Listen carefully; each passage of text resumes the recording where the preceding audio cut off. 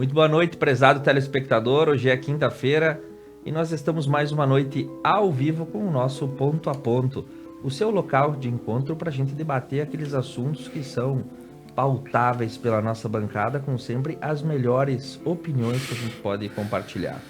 24 de agosto de 2023, a 83ª edição do nosso programa, que nessa semana está de aniversário, 2 anos que estamos no ar. Começamos essa iniciativa em 2021, completamos 2 anos ininterruptos com 2 temporadas aí do nosso Ponto a Ponto. E na noite de hoje eu tenho o prazer e a honra de receber Eduardo Mota Calderaro, bacharel em Direito pela Universidade de Caxias do Sul, com pós-graduação em Direito Notarial e Registral pela Unicinos, assessor imobiliário, presidente da APAI de Nova Bassano e conselheiro da Federação Estadual das APAIs aqui no Rio Grande do Sul, ex-vereador e ex-presidente da Câmara de Vereadores Bassanense por 2 vezes pelo Partido dos Trabalhadores.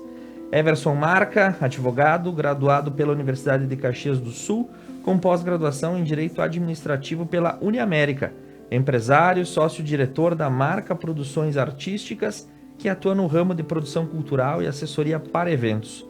João Guilherme Mazeto, bacharel em Direito pela Universidade de Caxias do Sul, empresário e vereador na cidade de Veranópolis, na legislatura 2017 a 2020 e 2021 a 2024. Sejam muito bem-vindos, senhores. É um prazer estar na sua companhia nessa noite fria, de um dia que começou com temporal. Nós estamos aí, né? Deu calor essa semana. A gente tá aproveitando as 4 estações, não tá, professor?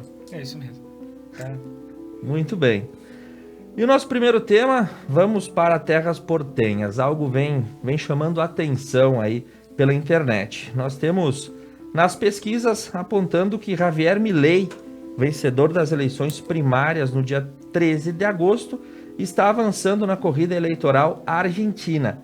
E segundo 4 pesquisas nacionais de intenção de voto, ele tem uma média de 35,85% contra 30% dos votos do candidato que está em segundo lugar. As pesquisas foram divulgadas pelo jornal Clarim na última segunda-feira e incluem os dados dos levantamentos feitos aí pela Consultoria de Opinião Pública da Faculdade de Psicologia da Universidade de Buenos Aires. O fato concreto, e por que eu trago esse tema para nossa pauta de abertura, e chama atenção, acaba sendo uma pergunta. Nos últimos 3 mandatos presidenciais, a Argentina teve uma alternância muito grande, pendulou da esquerda para a direita. Lá no princípio nós tínhamos Néstor e depois Cristina Kirchner.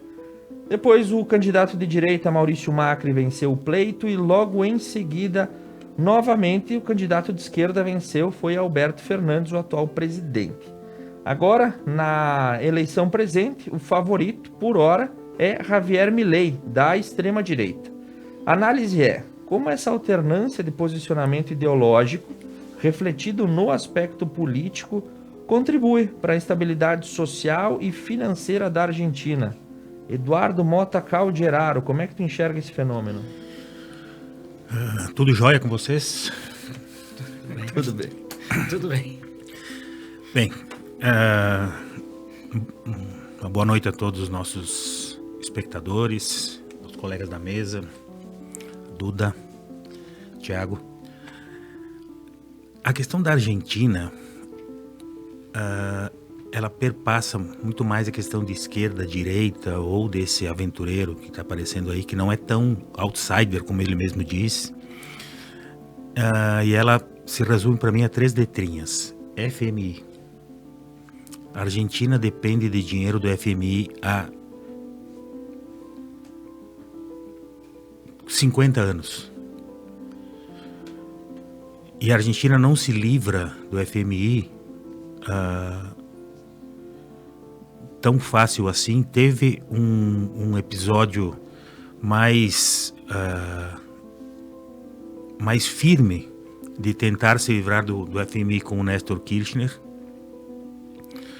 e voltou a ter um endividamento absurdo com a volta do Macri.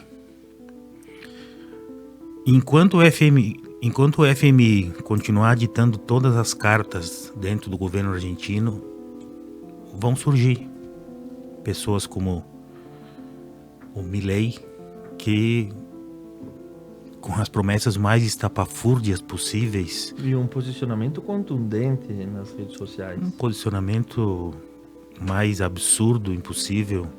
Terminar com o Banco Central, dolarizar toda a economia argentina, permitir venda de órgãos, não vender mais nada para a China, não vender nada para o Brasil, que são os dois principais mercados da Argentina, acabar com o Ministério da Saúde, acabar com o Ministério acabar com todos os benefícios sociais, enfim, eu não sei se o povo argentino mais de classe média para baixo, que hoje vive numa situação bastante difícil no país, se dá conta que o problema é muito mais de uma definição, de uma política mais clara, de deixar de ser subordinado ao grande capital internacional.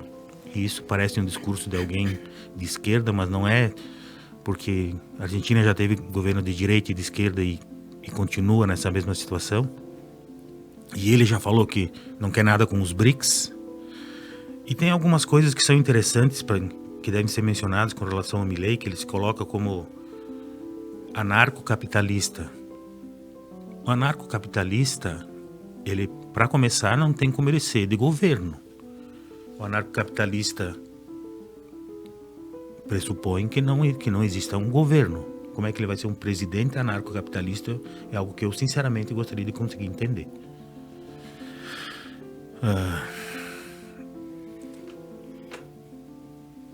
E ele já falou que não quer nada com os BRICS. Ele e também a candidata de direita também não querem nada com os BRICS. Ele já falou que quer ter um alinhamento com os Estados Unidos, então ele vai continuar dependendo do FMI.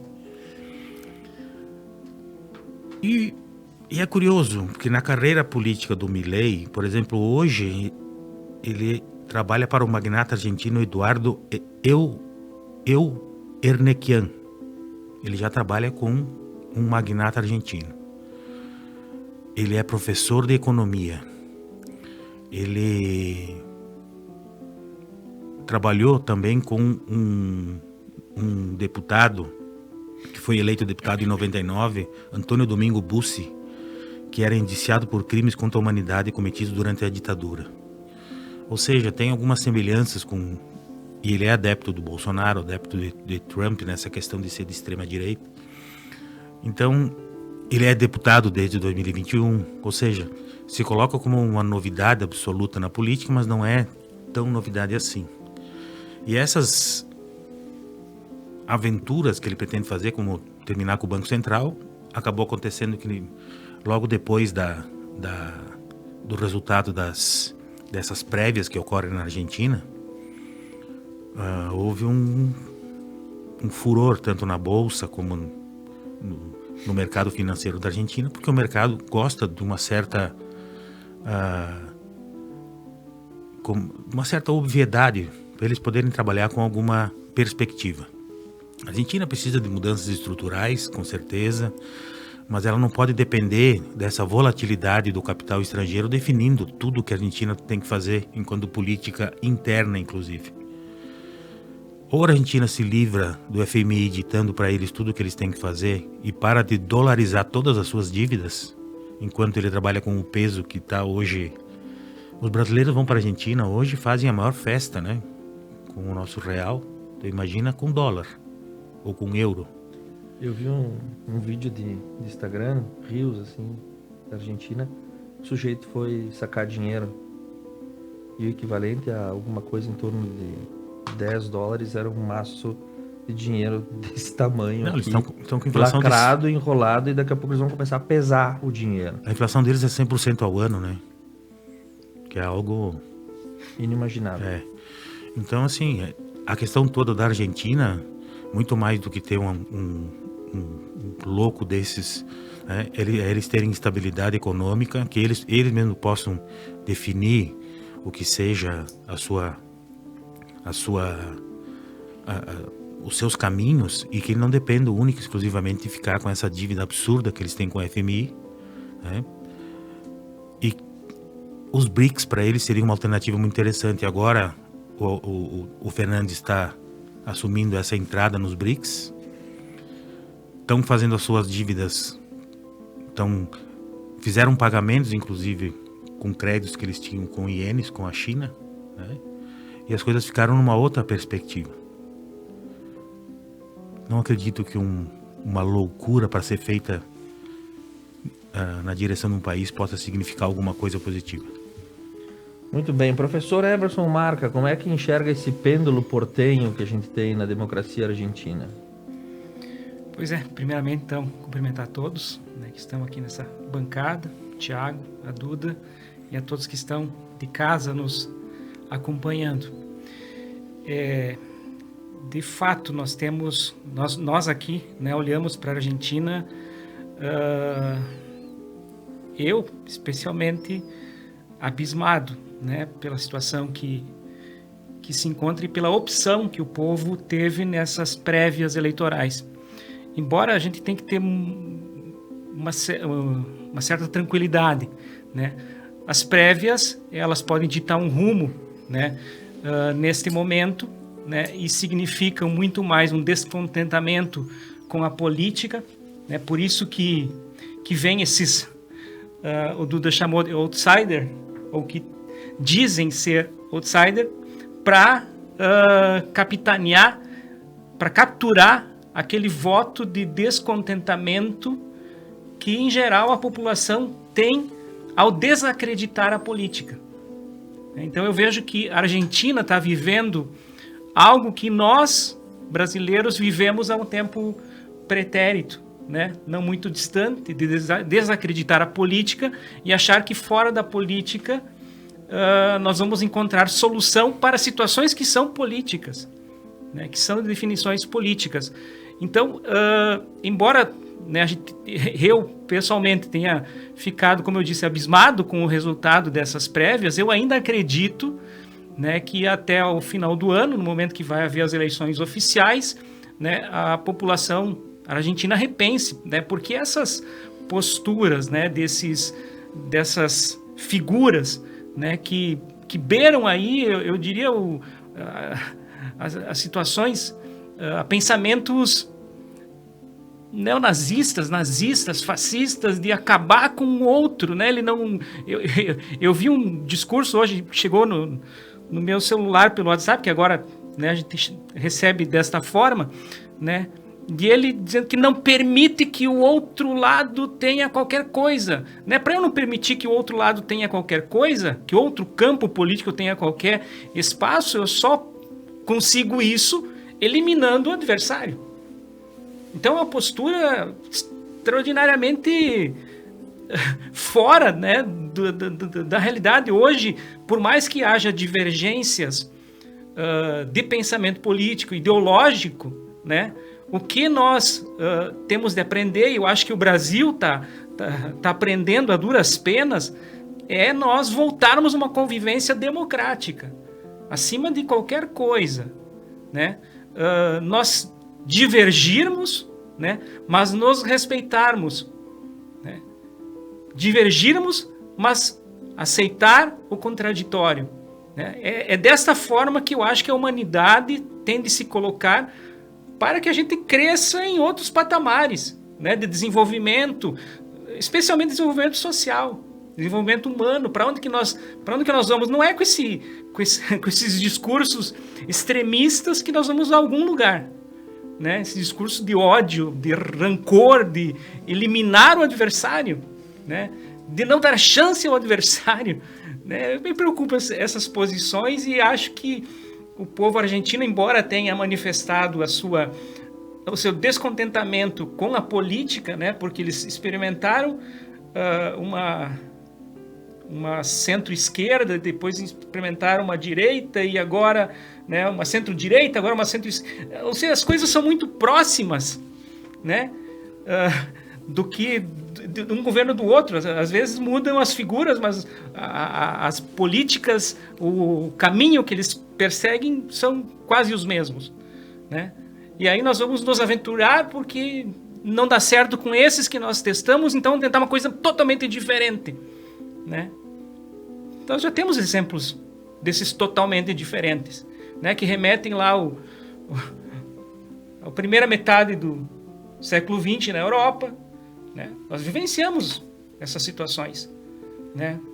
Do nazismo, do fascismo, né? E que vira e mexe, pessoas voltam com essas coisas, com essas perspectivas, colocam isto como possibilidade, coisas que a humanidade já disse que não é possível, tanto que nós criminalizamos essas posições, né? Porque isso não é possível de você colocar no poder uma pessoa que quer eliminar o próximo, né? Que a forma de ele se fazer vencer ou de ele se fazer valer a sua opinião é eliminar o outro. Então é isso, eu penso que é um momento complicado, óbvio, na Argentina, por todas as questões econômicas que eles estão vivendo, né? E esse descontentamento não pode, né, chegar nesta situação que se desenhou nesse momento de prévias, mas eu acredito que ainda vai haver uma concertação, né, entre as forças ditas mais democráticas para que este episódio não venha a acontecer e essa figura não seja eleita como presidente do país vizinho. Só um detalhe, é o nosso maior parceiro comercial no Mercosul. Ele já falou que o Mercosul também ele não tem interesse que se mantenha. Para o Rio Grande do Sul seria uma tragédia também. João Guilherme Mazeto, Don't Cry for Me, Argentina. Boa noite aos colegas de bancada, Thiago, Duda, todos os telespectadores do Conecta. Extremamente preocupante a situação da Argentina no que diz respeito, foge um pouco da questão ideológica, a situação de esquerda ou direita. Quando a gente percebe essas prévias e o resultado delas, nos surpreende um pouco o descontentamento e principalmente a insatisfação da população com relação às políticas públicas, às medidas adotadas pelo governo atual. Mas isso não pode se refletir nas propostas e nos planos do Javier, aí, o candidato de extrema direita, que provavelmente vai tornar o caos. Já está no caos, vai se tornar ainda maior. A inflação da Argentina supera os 100% no último ano, mas com as medidas apontadas no plano de governo do Milei aí, a gente vê que a situação só vai piorar. O Brasil depende economicamente da Argentina de certa forma, mas a Argentina precisa muito mais do Brasil para o seu desenvolvimento. E como muito bem o colega Everson falou, professor, no que diz respeito a essa política do ódio, da perseguição, do desrespeito e principalmente da tentativa de eliminar seus adversários, eu acho que o mundo já caminhou, já andou por esse caminho e hoje não se pode mais admitir uma situação desse tipo. Então, são as prévias, esperamos que o povo da Argentina faça uma boa reflexão sobre propostas convincentes dos seus candidatos e principalmente se termine com essa ideia de que um candidato venha como salvador da pátria e vai resolver todos os problemas do país de forma imediata. Isso já se tentou com a centro-esquerda, com a centro-direita, e não existe uma mágica que o candidato vai entrar, assumir o governo e vai resolver todos os problemas do país. Precisam medidas efetivas que busquem a solução no plano econômico, com a redução da dívida externa, com a redução da inflação, mas medidas concretas, que o povo perceba efetivamente que haja o interesse do governante em fazer algo salutar para a sua população. Então, isso é que o eleitor da Argentina também tem que começar a perceber. Essa história de que extinguindo o Banco Central, terminando com as relações dos países que hoje possuem um governo de esquerda, também não é salutar para a Argentina diante do cenário econômico que ela vive atualmente. Então, tem que se avaliar muito bem essa questão e esperamos que o povo argentino, agora durante as eleições mais próximas do fim do ano, escolha um candidato que realmente possa pensar em políticas e medidas que venham a resolver os seus problemas e principalmente que leve o diálogo. A divergência de ideia é extremamente interessante, é salutar para a construção do processo democrático, mas o ódio, a perseguição, o boicote é prejudicial e faz com que o país decresça cada vez mais. Então, vamos pensar nos hermanos aí com um pouco de carinho e torcer para que eles façam uma boa escolha também durante o seu processo. Muito bem, encerrando esse primeiro bloco, eu quero mandar um abraço para o seu Ivan Schmidt, que está nos acompanhando, também a dona Carmen Corso, a Belquis Helena de Moraes Nunes, lá de Vacaria, que está conosco, a Rosane Calderaro, que manda a sua saudação, e também o seu Inácio e a dona Maria Luísa Sade Mafuz, que estão aí no Consulado Árabe aqui em Nova Prata. O agradecimento especial à Postal Engenharia, Confiança, Inovação e Qualidade, Viver Móveis, fabricação própria com liberdade de criação, Unimed, Vale das Antas, mudar de hábito, Tá na Roda Pneus, melhores marcas de produtos e serviços para o seu veículo, e Sicredi, gente que coopera, cresce. O Duda falou sobre os BRICS rapidamente e o próximo assunto é sobre esse bloco econômico que se reuniu nessa semana na África do Sul para ditar os rumos da economia, pelo menos para nós que estamos abaixo da linha do Equador. Voltamos em 2 minutos.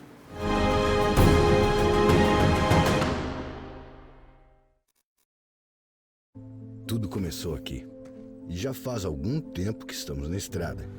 Ela é nossa vida, nossa parceira, nossa casa. Ela nos levou a diferentes lugares, abrindo caminhos e ganhando o mundo. Com humildade, seriedade, dedicação e muito orgulho. E também é aqui que vamos seguir adiante. Vipal, 50 anos de estrada. O que é ter saúde para você? Ter energia para aproveitar a vida do seu jeito? Se equilibrando entre alguns imprevistos e grandes alegrias? A gente acredita que essa seja uma boa receita. Afinal, manter a felicidade é um hábito saudável. E sobre cuidar de saúde, a gente entende. Somos a Unimed. Postal Engenharia. Confiança, inovação e qualidade.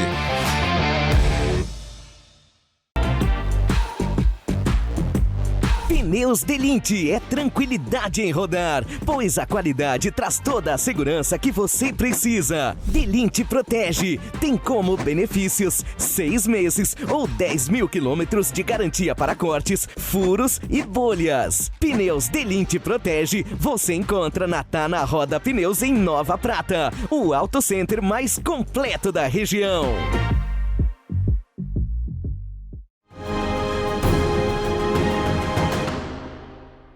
Que chato. Esse foi um avião francês, um Boeing. Muito boa noite, estamos de volta. Para nós que não andamos de avião, que nem o chefe do Grupo Wagner, que acabou tendo uma viagem indigesta nessa semana, vamos falar sobre exatamente política externa. E a cúpula dos BRICS, né? Brasil, Rússia, Índia, China e África do Sul. O grupo inicialmente liderado pelos países dito emergentes, que fundou um bloco e um banco internacional. Nessa semana, nós tivemos aí a reunião de cúpula e o presidente Luiz Inácio Lula da Silva fez um discurso no segundo dia de reuniões, pedindo um esforço concentrado para o bloco chegar a um cessar-fogo na guerra da Ucrânia. A declaração do brasileiro foi seguida pelo discurso do presidente russo Vladimir Putin, que optou por justificar a guerra que trava com o país vizinho. Abre aspas, todos sofrem as consequências da guerra, as populações mais vulneráveis em desenvolvimento são atingidas proporcionalmente. A guerra na Ucrânia evidencia as limitações do Conselho de Segurança e muitos outros conflitos e crises que estão por vir, iniciou Lula falando na última quarta-feira, dia 23. Antes de pedir o esforço pela paz na região, o presidente brasileiro ainda fez críticas à retomada da mentalidade obsoleta da Guerra Fria, classificada por ele como uma insensatez. Para nossa bancada de hoje, qual é o peso estratégico dos BRICS em um momento global como o que estamos vivendo? Professor Everson Marca, gostava de lecionar a matéria da Guerra Fria nos idos tempos do magistério? Nos tempos do magistério eu era professor de língua portuguesa e literatura, mas no tempo de aluno a gente foi aprendendo, foi contemporânea à Guerra Fria? Foi quase. Mas enfim, talvez a barba tá branca, mas não é tanto, né, Marco? A gente vivenciou como criança, mas para dizer que a gente não é tão velho, também vou dizer que eu sou do tempo em que nós éramos taxados de subdesenvolvidos. Subdesenvolvidos. Depois teve... depois de subdesenvolvido, teve uma outra... O terceiro mundo. Terceiro mundo. Nós éramos o terceiro mundo, exato. Eu me lembro do livro de geografia aqui. Nós éramos subdesenvolvidos ou nós éramos o terceiro mundo? O terceiro mundo. Aí, mais recentemente, nos taxaram de países... Emergentes ou em desenvolvimento. Em desenvolvimento. E hoje, né, nós estamos neste mundo multipolar que se quer, né, que se almeja. Nós somos taxados de o mundo sul global. Sul global, ao sul do mundo. Nós somos o mundo sul global.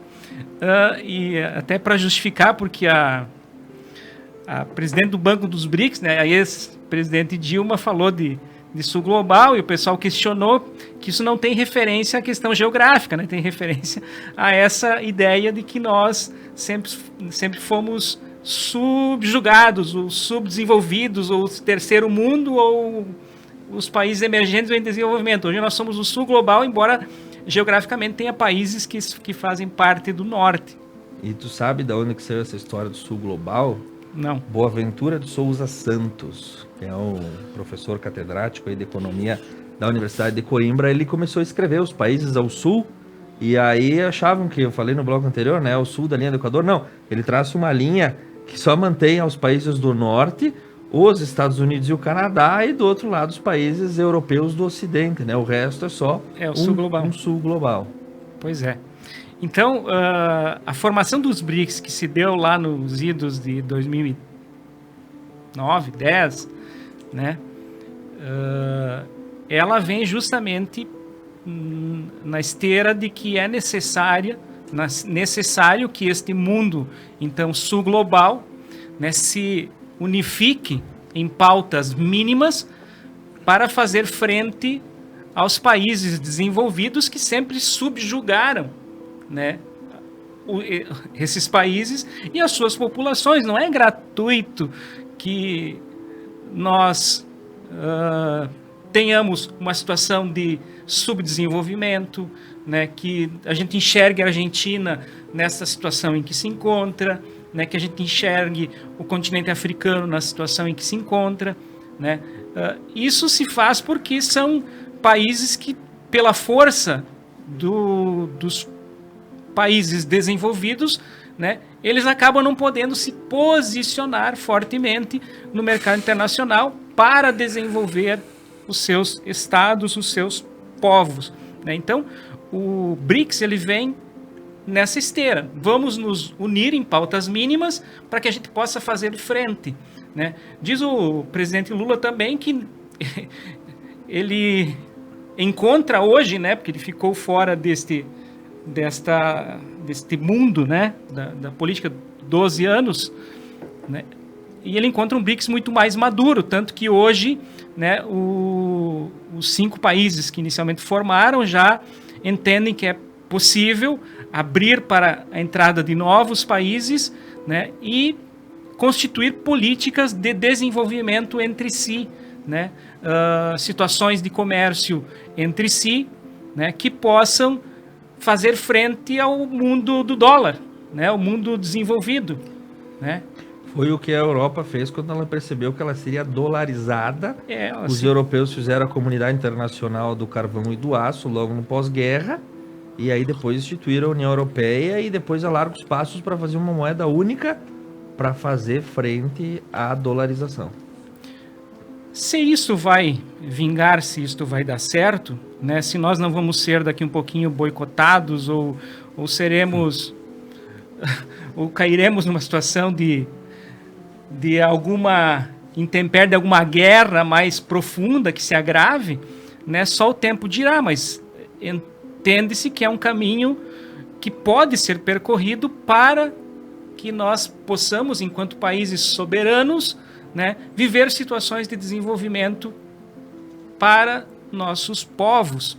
Eu acho que esse é o objetivo e essa é a importância do BRICS, é fazer frente a estes outros players do nosso mundo globalizado, né? E você se une, se organiza para fazer frente a isso, você vai ser sempre subjugado. Não há outro caminho. Ninguém vai vir aqui estender a mão e dizer que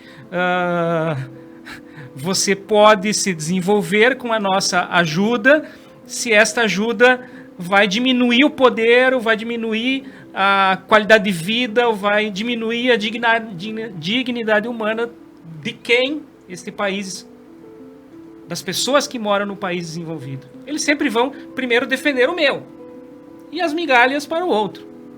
É isso foi né? Esta era a situação que nós encontramos no mundo globalizado. Cada um pensa por si, para os seus. Posteriormente, se houver alguma possibilidade, a gente ajuda o próximo, né? E muitas vezes a ajuda vem em forma de bomba, né, na cabeça dos povos, mas é o que se tem. Então, é importante que, né, o Brasil participe desta relação, né, para fazer frente aos países ditos desenvolvidos. Eu acho que isso é bastante importante neste momento. Obrigado, professor. João Guilherme Mazeto, em termos de política internacional, como é que tu enxerga esse bloco econômico? Esse bloco econômico se tornou importante justamente para criar força contra os países ditos desenvolvidos, né? Nós sabemos que a dolarização atinge fortemente esses países que compõem o BRICS e precisa alguma iniciativa para que esse bloco ganhe força justamente para poder fazer frente a esse poderio econômico dos países do norte, vamos dizer assim. E então nós sabemos que a questão da guerra entre Ucrânia e Rússia e Ucrânia, acaba fazendo com que o bloco perca força, justamente porque um dos integrantes é a Rússia, como país que compõe o bloco. E então nós também temos essa questão. A gente viu aí que o presidente, no início do seu discurso, pediu para que fossem feitas, tomadas iniciativas para que o conflito fosse cessado. Justamente por isso, porque se os países que compõem o bloco não se unirem com medidas eficazes, com políticas econômicas fortes para poder criar uma certa unidade, porque a união, além da força, faz açúcar também, né? Então, tem essa questão que os países precisam se organizar economicamente para que isso, de fato, aconteça.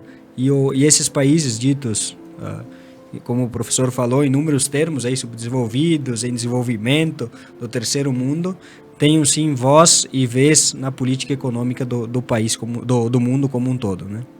Muito bem. Duda Calderaro, como é que tu enxerga o reflexo desse bloco econômico internacional, esse esboço que nós temos bem colocado? Bem, hoje, se nós somarmos a força só dos países fundadores do BRICS, nós já temos mais importância na economia mundial do que a União Europeia, do que o G7, aliás. Se nós somarmos os outros países que estão entrando agora, e há de se ressaltar que não há nenhuma matriz ideológica, porque estão em análise, inclusive, a Arábia Saudita, o Irã e outros países que não têm, que sempre ficaram à margem, sempre foram países satélite dos Estados Unidos com relação, alguns deles como a Arábia Saudita, né? Nunca tiveram poder e voz para expressar algumas das suas ambições enquanto integrantes de um bloco político mundial. Isso fica claro a importância disso ser constituído. Nós vivemos nos últimos 4 anos um isolamento do Brasil do mundo. Isso é fato. A política externa do Brasil nos últimos 4 anos foi de um isolamento absurdo. E é o que mais ou menos propõe o Milei com a Argentina. Eu não sei onde ele quer chegar com isso.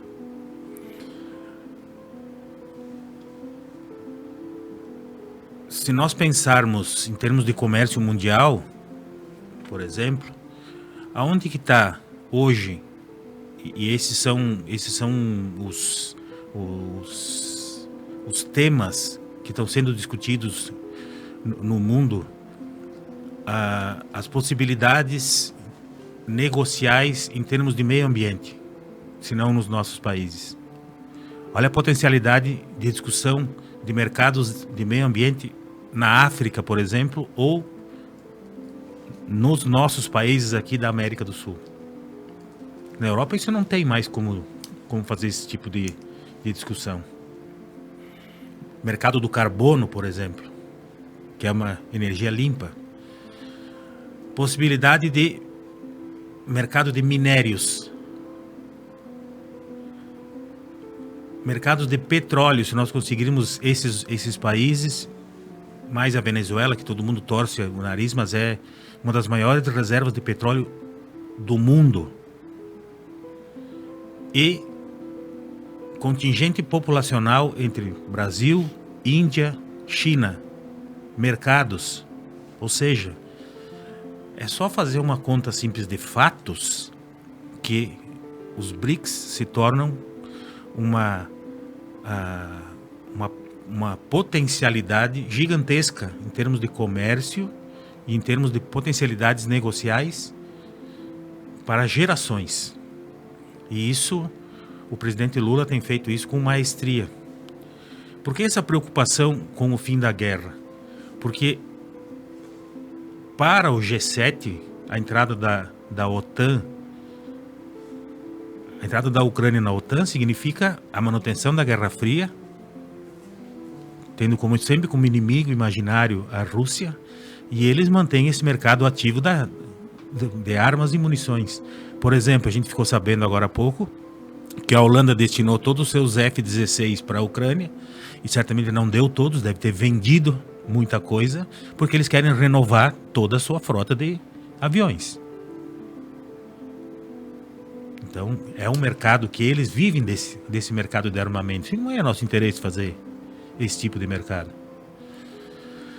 E também tem o componente humano, e é por isso que que os BRICS, que o presidente Lula tem batido nessa questão do fim da guerra. Além, é lógico, da Ucrânia ser um grande produtor de alimentos, que isso está muito trancado e está desfavorecendo a muitos mercados. A Rússia ser um grande produtor de energia que está prejudicando a Europa. E só quem está ganhando com isso, a bem da verdade, é os Estados Unidos, que estão lá longe da guerra. Vendendo arma. E vendendo arma. Então, são vários fatores que deixam muito claro quem está ganhando com isso e o quanto seria interessante que essa guerra terminasse para milhões de pessoas ao redor do mundo. Os BRICS são uma realidade e vão enfrentar com certeza, Marca, inúmeros obstáculos, inúmeras intrigas geopolíticas, mas a meu juízo tem que ser incentivado, e enquanto governos democráticos se mantiverem e não prosperarem opiniões como de vários jornais brasileiros que dizem que nós estamos apenas favorecendo a China tem que ser um parceiro. É um dos maiores mercados mundiais e tem uma dinâmica diferente da dinâmica meramente imperialista dos Estados Unidos, que para nós sempre foi um parceiro que tem 99% da empresa. A gente sempre fica com 1%. Se vocês viram essa semana a declaração de um dos possíveis candidatos do Partido Republicano com relação aos brasileiros, dizendo: vocês não são bem-vindos aqui, o Ron DeSantis. É assim que eles nos tratam, é assim que nós somos vistos. E ainda tem gente lá lambendo bota. Duda, estava falando dos Estados Unidos e o Jefferson Frois, da nossa técnica, acabou de mandar uma imagem que ele vai colocar na tela, porque há poucos minutos atrás, aí, o ex-presidente americano Donald Trump se entregou à polícia da Geórgia, acusado de fraude eleitoral naquele estado. Sim, mas já foi liberado, né? Já foi liberado? Eu quero ver se o Jeff consegue colocar a imagem para nós que ele bateu a foto na autoridade policial aí. Enfim, fez cara de turrão aí, né? Sim, não, ele é... Esse processo aí que segue ocorrendo lá nos Estados Unidos. Quero mandar um abraço para a dona Sandra Mazeto, que está nos acompanhando, a Lorena Volpe Corso, diretamente lá do bairro Retiro. Nós vamos para um breve intervalo comercial. Na próximo bloco a gente vem para o Brasil, porque o STF autorizou que os juízes julguem os processos que são aí patrocinados pelos seus parentes como advogados e tal, se essa notícia é justa de fato.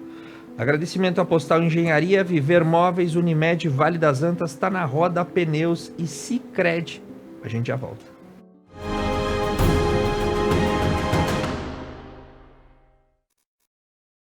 Postal Engenharia. Confiança, inovação e qualidade. O que é ter saúde para você? Ter energia para aproveitar a vida do seu jeito? Se equilibrando entre alguns imprevistos e grandes alegrias? A gente acredita que essa seja uma boa receita. Afinal, manter a felicidade é um hábito saudável. E sobre cuidar de saúde, a gente entende. Somos a Unimed. Pneus Delinte é tranquilidade em rodar, pois a qualidade traz toda a segurança que você precisa. Delinte Protege tem como benefícios 6 meses ou 10 mil quilômetros de garantia para cortes, furos e bolhas. Pneus Delinte Protege você encontra na Tá na Roda Pneus em Nova Prata, o auto center mais completo da região. Tudo começou aqui.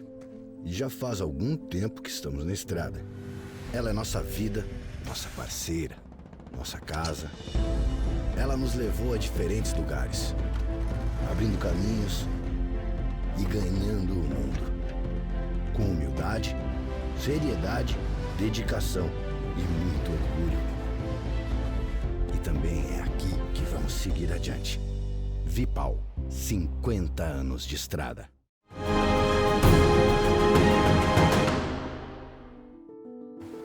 Estamos de volta para o nosso último bloco aqui no Ponto a Ponto dessa quinta-feira à noite. E o tema, um tanto quanto espinhoso, né? Comentar uma decisão judicial nunca é fácil, ainda mais quando ela se coloca da forma como está posta. Os juízes agora podem julgar casos de clientes de parentes. Isso de fato é justo? O Supremo Tribunal Federal decidiu por 7 votos a 4 invalidar um trecho do Código de Processo Civil que estabelece uma das regras para o impedimento dos juízes no processo, ou seja, quando o magistrado, por alguma questão ética, disciplinar ou legal, não pode julgar determinado feito. A ação em discussão no Supremo era apresentada pela Associação dos Magistrados Brasileiros e se refere a uma circunstância específica, quando o julgado é cliente de um escritório de parente do juiz, mesmo que esse cliente esteja naquela causa sendo representado por outro mandatário. Com a decisão do Supremo Tribunal Federal, o juiz não está mais impedido de julgar processos nessas circunstâncias. E a bancada, eu coloco a pergunta, como cidadão, que não é parente de ninguém, que seja parente de juiz, o que você pensa sobre esse fato jurídico? João Guilherme Mazeto vai contratar um escritório que seja parente de algum magistrado de hoje em diante? Se tornou uma questão muito complexa, né? O contraponto, a gente percebeu que a decisão não foi por unanimidade, teve 7 votos a favor e 4 contrários sobre a inconstitucionalidade do inciso, mas nos traz um pouco de insegurança, né, como cidadãos, justamente pela questão da figura do juiz como aquele membro do Poder Judiciário que teria que ser imparcial sobre tudo, sobre a questão da segurança jurídica nas suas decisões, e a gente sempre fica com uma pulguinha atrás da orelha e começa a questionar então a seriedade do trabalho judicial quando a gente percebe o juiz sim vai ser declarado impedido quando for parente direto naquele artigo, não houve alteração naquele inciso. Porém, esse é da questão do escritório, de parente, de cônjuge, até determinado grau, nos traz um pouco de preocupação justamente por essa segurança, insegurança que vai trazer. Então, de repente vai ter uma busca desenfreada aí por escritórios de advocacia, até de parentes de ministros do STF, de repente para conseguir algum arrego, né? Então, isso é que no Brasil não poderia e não deveria acontecer. Eu acho que o legislador lá em 2015, quando foi feito o novo Código de Processo Civil, que já não é tão novo assim, já tem 8 anos, né? Por favor, não mudem. Já está complicado agora, não mudem de novo. Então, pensou justamente nessa questão da segurança, da imparcialidade de 100% do magistrado. E do outro lado, do outro contraponto, as outras decisões que acabaram vencendo dizem que sobre a questão da subsistência do advogado, da necessidade de que seria uma punição demasiada para os escritórios de advocacia, que acabariam perdendo clientes e toda essa história, e a questão da aplicabilidade do inciso esse referido que foi tornado inconstitucional. Mas era uma garantia que o Código de Processo Civil dava aos partícipes do processo, e especialmente lá o ministro Edson Fachin no seu voto fala que caberia às partes, pelo princípio da boa-fé objetiva das partes, informar não precisava revelar toda a cartela de clientes do escritório, mas simplesmente dizer que havia um parente do magistrado compondo a banca do escritório para justamente ser declarado o impedimento do juiz. Então, existe a questão da aplicabilidade, que tem essa discussão, mas principalmente a gente começa a pensar na questão da segurança jurídica e principalmente na confiança do cidadão no Poder Judiciário. Duda Calderaro, como é que tu enxerga esse fato?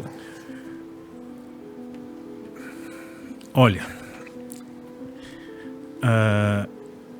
tem algumas coisas dentro do judiciário brasileiro que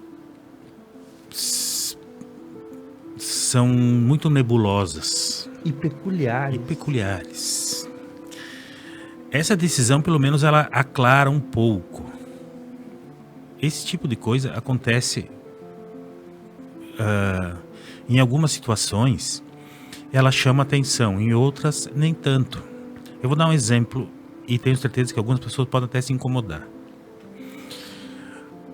Na 13ª Vara de Curitiba, famosa, existia um juiz que hoje é senador.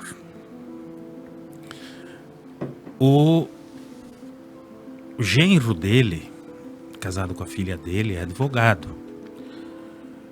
No TRF4, o pai desse genro é desembargador. E ele, quando uma testemunha chamada Tacla Duran, aí esse juiz não estava mais na 13ª Vara. Quando o Tacla Duran ia voltar para o Brasil para dar um depoimento, esse desembargador, pai desse advogado, determinou a prisão dessa testemunha. E aí ninguém fala que houve conflito. É estranho. Daí agora, num caso desses, quando eles estão aclarando uma questão que às vezes fica difícil, que foi a Associação dos Magistrados Brasileiros que entrou com uma ação em 2018, que faz 5 anos que está tramitando, para que algo que deve acontecer já normalmente. A pessoa tem várias ações, pode ser uma empresa onde os sócios sejam pessoa física, e daí a pessoa jurídica entra com uma ação, por exemplo, e aí tem algum parentesco, eventualmente, e ela tem uma empresa que é civil, que faz o civil, uma faz o trabalhista, uma faz o penal, porque essas grandes empresas, os grandes escritórios da advocacia são especializados, e aí cai eventualmente em alguma coisa. Por exemplo, se cair no STF, vai perder o princípio do juiz natural, porque daí vai poder escolher qual é o juiz que vai poder fazer a ação, porque não, esse não pode, que é meu parente, aquele é parente do outro, aquele... Enfim, eu não vejo tão mal assim, porque a gente sabe de desembargadores que trocam favores, que fazem nepotismo cruzado. Tu pega o meu parente e põe no teu gabinete, eu pego o meu e ponho no teu. As coisas são feitas dessa forma. Então, ao menos agora eles estão aclarando. Sabe? Ficava realmente uma coisa dos escritórios ter que, a cada vez tem que mostrar dizer quem eram os seus clientes. E mais uma coisa, vocês me corrijam se eu estiver errado, porque eu não advogo. O impedimento não é o próprio juiz que vai declarar? Ou pode ser pedido apontado pela parte. A parte vai pedir, tu acha? Se ela for a parte contrária, se souber, deverá de apontar, né? Sim. Agora, quem é parente, eu acho que vai ficar mais silente na questão, né? Então isso vai ficar uma coisa que talvez até vai reverter em prejuízo para quem tentar fazer, porque vai pegar a antipatia do judiciário, sabe? Tem a parte subjetiva da coisa, né? Subjetiva. E quem vai garantir que isso vai realmente pesar na decisão? Depende até do grau de parentesco, sabe? Para mim, pelo menos, eles aclararam. Perfeito. E foi bom que pelo menos teve um tema que voltou para o Brasil. Até te sugiro, tem alguns outros temas assim bem relevantes que a gente podia discutir. Talvez em outros programas tem umas coisas boas acontecendo na política nacional que a gente podia discutir também em outros programas. Perfeito. Sempre aberto a sugestões. Professor, doutor Everson Marca, tem algum parente magistrado? Não. Ó, já estamos para trás, eu e você também. Pois é, eu ia fazer exatamente uma reflexão nesse sentido. Eu acho que eu sou o segundo da família a ter formação na área do direito. Isso considerando os tios, primos e... Também, estamos na mesma escola. Então também. Não é uma família tradicionalmente de pessoas ligadas à área do direito. Ninguém tinha uma coleção de Pontes de Miranda na tua casa também, né? Na minha também não, ninguém tinha. Mas é exatamente isso que eu ia dizer, né? Como existem outras áreas, né, de atividades, enfim, lá na medicina a gente vê isso, né?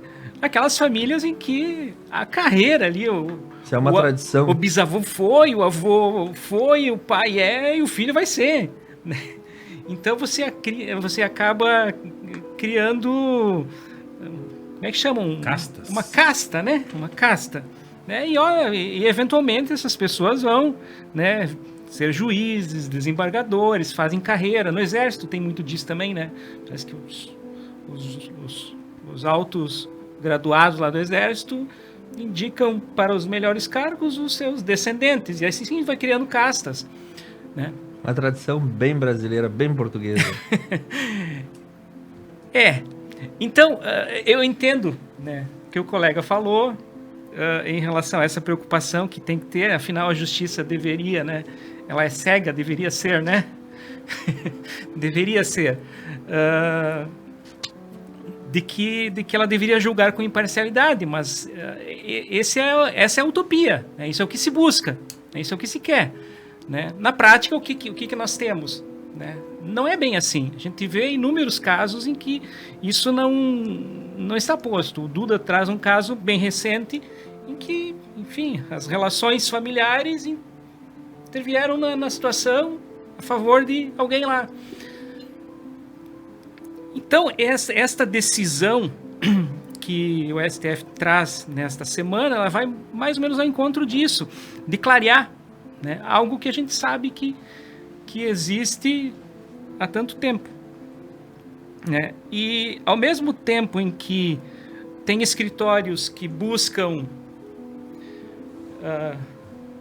tem empresas, não escritórios, empresas, e aí não está falando, ninguém de nós aqui, imagino que ninguém aqui de Nova Prata tem essa capacidade, mas existem empresas no Brasil que têm a capacidade de contratar quantos escritórios elas quiserem, né? Então, se eu não quero ser julgado por aquele magistrado, né, porque ele tem uma pretensão a ter uma posição mais diferente daquilo que eu quero, eu vou lá e contrato um escritório onde tem um parente dele.